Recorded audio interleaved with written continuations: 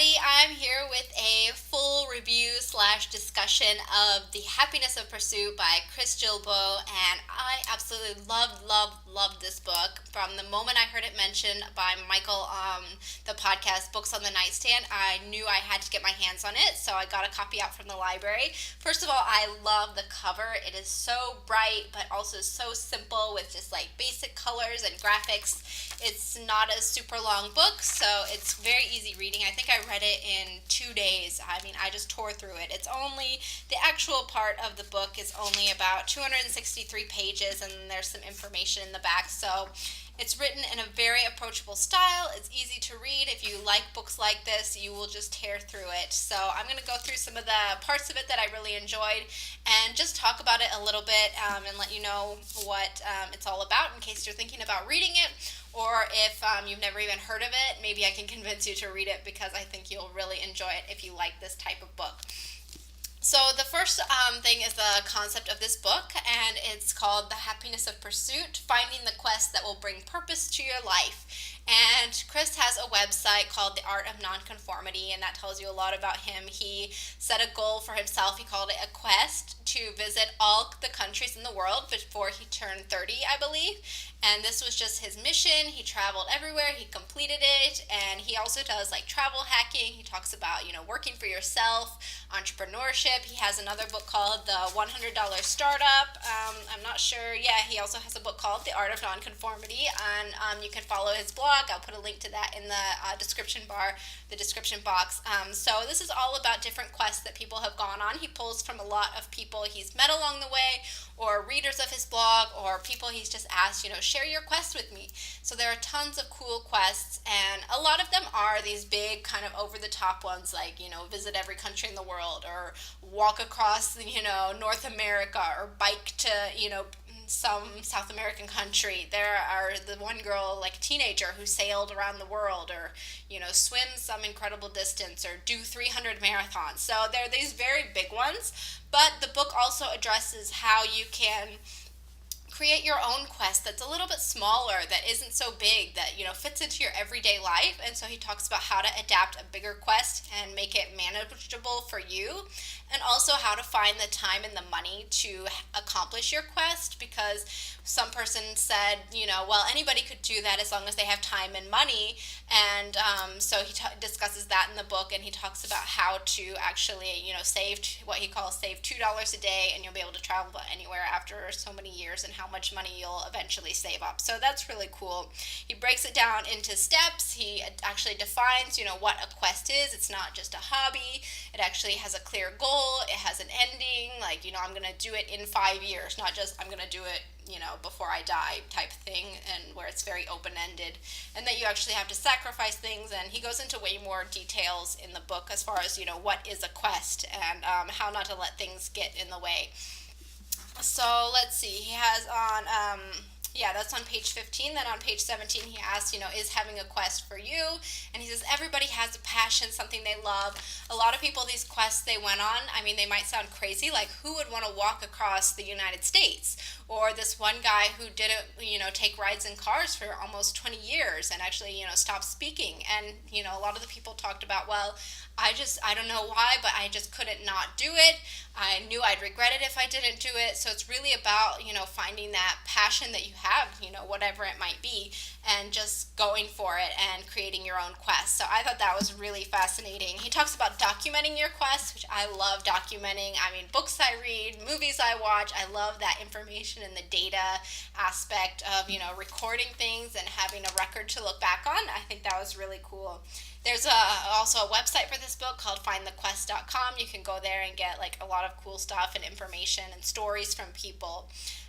He mentioned some books about people's quests, so that's on page 127. So if you want to know books about quests, get this book and read all about it. He talks about creating change. If you find a problem that bothers you, that you feel very passionate about, go out and go on a quest to create change, or to raise money for something, or to get a law passed, or something like that, to just take action and create change in the world for something that you very strongly believe in. That's very cool. Let's see, what other things did I have on here? He talked about, Let's see how you change over your quest, how it changes your life, how it might change you. It talks about also what to do when it's over. If you feel like you've been spending a great part of your life, maybe 5, 10 years on this, and then you finally accomplish it, now what? It gave you this purpose and drive and meaning for so long, and now it's over. What do you do now? And also, possibly, should you, or how do you know when you should abandon a quest if you've been on one and it's just not working? Do you just see it through to the end, or are there certain reasons why maybe you should stop and actually give it up or modify it or change it and things like that? Because there's some examples of people who did that. Another thing I want to mention that as I was reading this, like I would stop every few pages and I'm just like, I got so many ideas. I'm like writing all this down, like, oh yeah, I want to do this, I want to do that. Ooh, this is a great idea. This is also so full of just like resources, not really resources, but just information. Like he would mention a person's name who did a quest, and they have a blog or they wrote a book or something like that. And I was writing like so many pages of notes, like, okay, I gotta go look up this website or set this book down and Google this person, and this person gave a TED talk, and this person has a website where they do this cool thing with their data, stuff like that. There's so many things like that. I'll mention a few that I wrote down, which one is this guy, John Francis. He's the guy who didn't accept any rides in cars, and he also decided not to speak for I think something like 17 years. He gave a TED talk, so I'm like, okay, I gotta go watch that TED talk. This woman named Sasha Martin, she decided to cook a meal from every country in the world, and she of course blogged about it. And I was like, oh, I bet I could get some recipe ideas from her.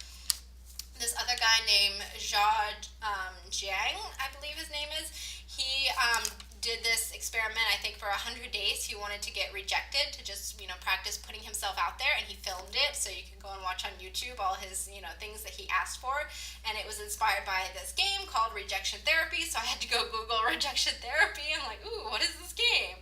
He talked about the guy who inspired the book Into the Wild, so I had to read up about him. I went on Wikipedia, and I'm like, ooh, what happened to him? Well, what all went down? What is the book? Who wrote the book? I had no idea. I've heard of this book, but I never really knew what it was about or that it was inspired by a true story.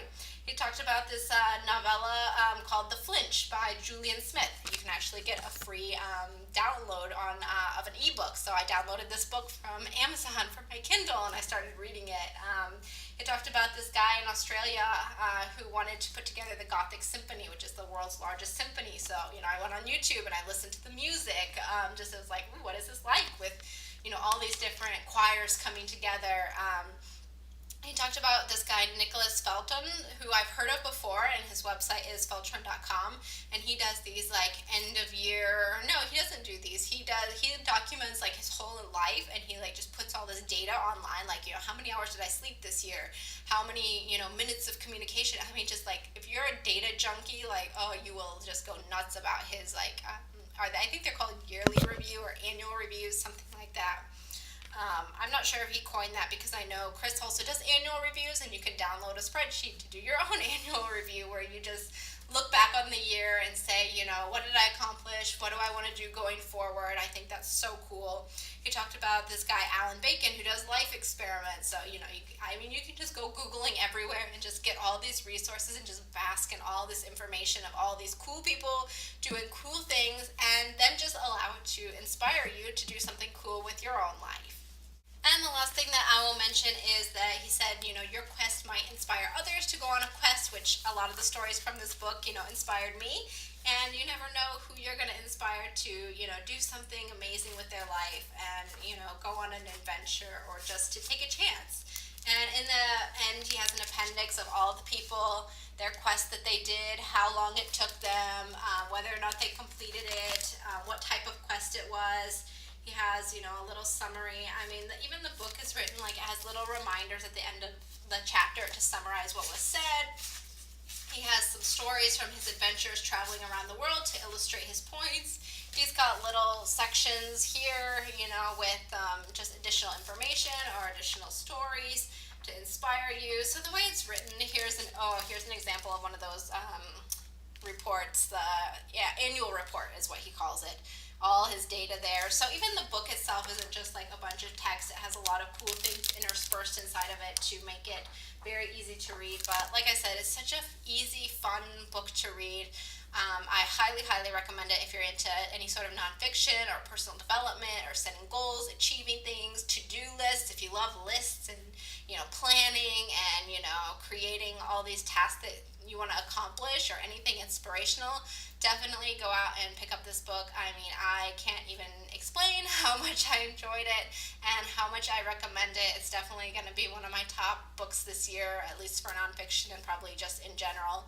And my boyfriend read it. He really enjoyed it too. And he's got his book, The $100 Startup, out from the library now. Well, it came in and we need to go pick it up. But I think we're going to be reading a lot more from this author. I want to read his other book, The Art of Non-Conformity. So it's just given me a lot of food for thought, a lot of cool resources, and I highly, highly recommend this book. And if it sounds at all like it might be the book for you, just take a chance on it, go out, grab it, and I hope you read it, and if you do, that you really, really enjoy it. Alright, that's it for now. Thanks so much for watching. Feel free to leave me a comment or a question if you have one about this book. If you've read it, I would love to geek out with you over this book and talk about quests. Do you have a quest that you're going on?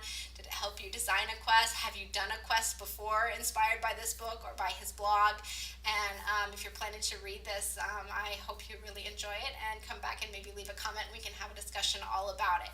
That's it for now. I'll talk to you guys in my next video. Bye.